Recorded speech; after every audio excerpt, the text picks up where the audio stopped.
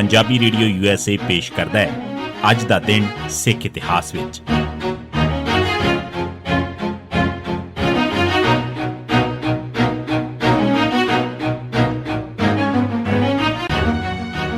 ਸਿੱਖ ਇਤਿਹਾਸ ਦੀਆਂ ਘਟਨਾਵਾਂ 'ਚ 27 ਮਈ ਦਾ ਦਿਨ। 1710 ਸਰਹੰਦ 'ਚ ਬੰਦਾ ਸਿੰਘ ਨੇ ਪਹਿਲਾ ਦਰਬਾਰੇ ਆਮ ਲਾ ਕੇ ਖਾਲਸਾ ਰਾਜ ਦਾ ਐਲਾਨ ਕੀਤਾ ਤੇ ਸਿੱਖ ਸਿੱਕਾ ਤੇ ਖਾਲਸਾ ਮੋਹਰ ਚਲਾਈ। ਸਰਹੰਦ ਉੱਤੇ ਕਬਜ਼ਾ ਕਰਨ ਮਗਰੋਂ ਬੰਦਾ ਸਿੰਘ ਬਹਾਦਰ ਨੇ ਬਾਜ ਸਿੰਘ ਬਗੇਸ਼ਰੀ ਨੂੰ ਸਰਹੰਦ ਦਾ ਸੂਬੇਦਾਰ ਤੇ ਆਲੀ ਸਿੰਘ ਸਲੌਦੀ ਵਾਲੇ ਨੂੰ ਨਾਇਬ ਸੂਬੇਦਾਰ ਤਾਇਨਾਤ ਕੀਤਾ। ਬੰਦਾ ਸਿੰਘ ਨੇ 27 ਮਈ 1710 ਦੇ ਦਿਨ ਕਿਲ੍ਹੇ ਦੇ ਬਾਹਰ ਆਮ ਲੋਕਾਂ ਦਾ ਇੱਕ ਇਕੱਠ ਬੁਲਾਇਆ ਤੇ ਲੋਕ ਰਾਜ ਦਾ ਐਲਾਨ ਕਰ ਦਿੱਤਾ। ਉਸਨੇ ਇਹ ਵੀ ਕਿਹਾ ਕਿ ਜ਼ਮੀਨ ਦਾ ਮਾਲਕ ਕਾਸ਼ਤਕਾਰ, ਵਾਹੀ ਕਰਨ ਵਾਲਾ ਕਿਸਾਨ ਹੀ ਹੋਵੇਗਾ ਤੇ ਉਹ ਸਿਰਫ 1/3 ਵਟਾਈ ਸਰਕਾਰ ਨੂੰ ਬੰਧਨ ਵਜੋਂ ਦੇਵੇਗਾ। ਬੰਦਾ ਸਿੰਘ ਨੇ ਜ਼ਿਮੀਂਦਾਰੀ ਸਿਸਟਮ ਉੱਕਾ ਹੀ ਖਤਮ ਕਰਨ ਦਾ ਵੀ ਐਲਾਨ ਕਰ ਦਿੱਤਾ। ਇਹ ਬੰਦਾ ਸਿੰਘ ਹੀ ਸੀ ਜਿਸ ਨੇ ਦਲਿਤ ਜਾਣੇ ਜਾਂਦੇ ਹੀਣੇ ਤੇ ਨਿਗੁਣੇ ਜਿਹੇ ਕਿਸਾਨਾਂ ਨੂੰ ਜ਼ਮੀਨਾਂ ਦੇ ਮਾਲਕ ਬਣਾ ਦਿੱਤਾ ਸੀ। ਇਹ ਗੱਲ ਕਾਬਲੇ ਜ਼ਿਕਰ ਹੈ ਕਿ ਦੁਨੀਆ ਭਰ 'ਚ ਜ਼ਗੀਰਦਾਰੀ ਦਾ ਸਭ ਤੋਂ ਪਹਿਲਾ ਖਾਤਮਾ ਬਾਬਾ ਬੰਦਾ ਸਿੰਘ ਬਹਾਦਰ ਨੇ ਸਿੱਖ ਹੋਮਲੈਂਡ 'ਚ ਕੀਤਾ ਸੀ। ਇਸ ਦੇ ਨਾਲ ਹੀ ਬੰਦਾ ਸਿੰਘ ਨੇ ਖਾਲਸਾ ਰਾਜ ਦਾ ਸਿੱਕਾ ਵੀ ਜਾਰੀ ਕੀਤਾ। ਇਸ ਸਿੱਕੇ ਦੇ ਇੱਕ ਪਾਸੇ ਲਿਖਿਆ ਸੀ, ਸਿੱਕਾ ਜਦ ਥਰ ਹਰਦੇ ਆਲਮ ਤੇਗ ਨਾਨਕ ਵਾਹਿਬ ਅਸਤ, ਫਤਿਹ ਗੋਬਿੰਦ ਸ਼ਾਹ ਸ਼ਾਹਾ ਫਜ਼ਲ ਸੱਚਾ ਸਾਹਿਬ ਅਸਤ। ਅਰਥ, ਦੋਹਾਂ ਜਹਾਨਾਂ ਦੇ ਸੱਚੇ ਪਾਤਸ਼ਾਹ ਦੀ ਮਿਹਰ ਨਾਲ ਇਹ ਸਿੱਕਾ ਜਾਰੀ ਕੀਤਾ ਗਿਆ ਹੈ। ਗੁਰੂ ਨਾਨਕ ਦੀ ਤੇਗ ਹਰ ਦਾਤ ਬਖਸ਼ਦੀ ਹੈ। ਅਕਾਲ ਪੁਰਖ ਦੇ ਫਜ਼ਲ ਨਾਲ ਸ਼ਹਿਨਸ਼ਾਹਾਂ ਦੇ ਸ਼ਹਿਨਸ਼ਾਹ ਗੁਰੂ ਗੋਬਿੰਦ ਸਿੰਘ ਦੀ ਫਤਿਹ ਹੋਈ ਹੈ। ਸਿੱਕੇ ਦੇ ਦੂਜੇ ਪਾਸੇ ਲਿਖਿਆ ਸੀ, ਜਰਬ ਬ ਅਮਾਨਲ ਦਹਰ ਮਸਵਰ ਸ਼ਹਿਰ ਜੀਨਤੁਲ ਬਖਤ ਮੁਬਾਰਕ ਬਖਤ। ਅਰਥ, ਦੁਨੀਆ ਦੇ ਸਕੂਨ ਭਰੇ ਥਾਂ ਜੰਨਤ ਵਰਗੇ ਸ਼ਹਿਰ ਭਾਗਾਂ ਵਾਲੇ ਤਖਤ ਦੀ ਰਾਜਧਾਨੀ ਜਾਰੀ ਹੋਇਆ।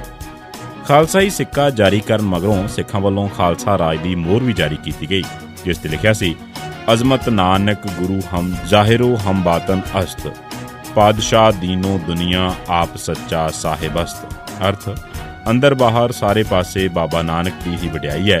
ਉਹ ਸੱਚਾ ਰੱਬ ਦੀਨ ਦੁਨੀਆ ਦੋਹਾਂ ਦਾ ਵਾਲੀ ਹੈ।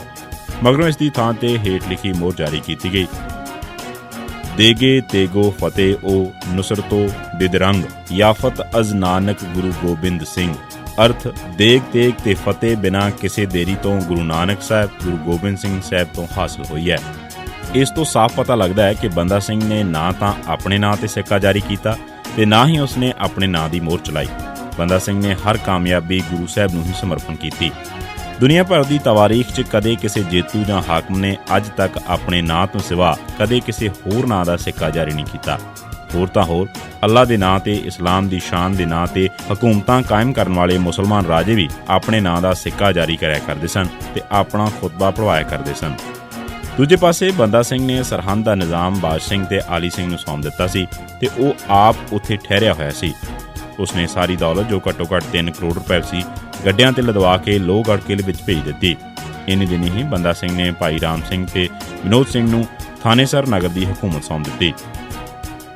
27 ਮਈ 1987 ਦੇ ਦਿਨ ਪੁਲਿਸ ਨੇ ਮਸਤਾਨ ਸਿੰਘ ਨੂੰ ਗ੍ਰਿਫਤਾਰ ਕਰਕੇ ਉਸ ਨੂੰ ਸ਼ਾਮ ਨੂੰ ਇੱਕ ਨਕਲੀ ਮੁਕਾਬਲੇ 'ਚ ਸ਼ਹੀਦ ਕਰ ਦਿੱਤਾ। ਉਸ ਤੋਂ ਇਲਾਵਾ ਪੁਲਿਸ ਨੇ ਅਮਰੀਕ ਸਿੰਘ ਪੁੱਤਰ ਗੁਰਦੇਵ ਸਿੰਘ ਤੇ ਮਨਜੀਤ ਸਿੰਘ ਉਰਫ ਮਿੰਨੀ ਬਾਬਾ ਨੂੰ ਵੀ ਸ਼ਹੀਦ ਕੀਤਾ। 27 ਮਈ 1991 ਦੇ ਦਿਨ ਪੁਲਿਸ ਨੇ ਕਰਤਾਰ ਸਿੰਘ ਪੁੱਤਰ ਬੂਟਾ ਸਿੰਘ ਵਾਸੀ ਅਦਲੀਵਾਲ, ਇੰਦਰਪਾਲ ਸਿੰਘ ਗਿੱਲ ਵਾਸੀ ਭਾਈ ਰਣਧੀਰ ਸਿੰਘ ਨਗਰ ਲੁਧਿਆਣਾ ਨੂੰ ਸ਼ਹੀਦ ਕੀਤਾ।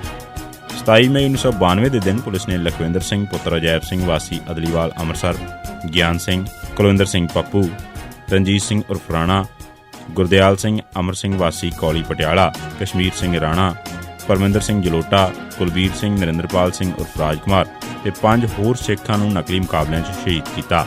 27 ਮਈ 1993 ਦੇ ਦਿਨ ਪੁਲਿਸ ਨੇ ਪਿਆਰਾ ਸਿੰਘ ਪੁੱਤਰ ਨਿਰੰਜਨ ਸਿੰਘ ਵਾਸੀ ਚੋਲਾ ਸਾਹਿਬ ਨੂੰ ਇੱਕ ਨਕਲੀ ਮੁਕਾਬਲੇ 'ਚ ਸ਼ਹੀਦ ਕੀਤਾ। ਸਿੱਖ ਇਤਿਹਾਸ ਦੀਆਂ ਘਟਨਾਵਾਂ 'ਚ ਇਹ ਸੀ 27 ਮਈ ਦਾ ਦਿਨ। ਸੁਣਦੇ ਰਹੋ ਪੰਜਾਬੀ ਰੇਡੀਓ USA।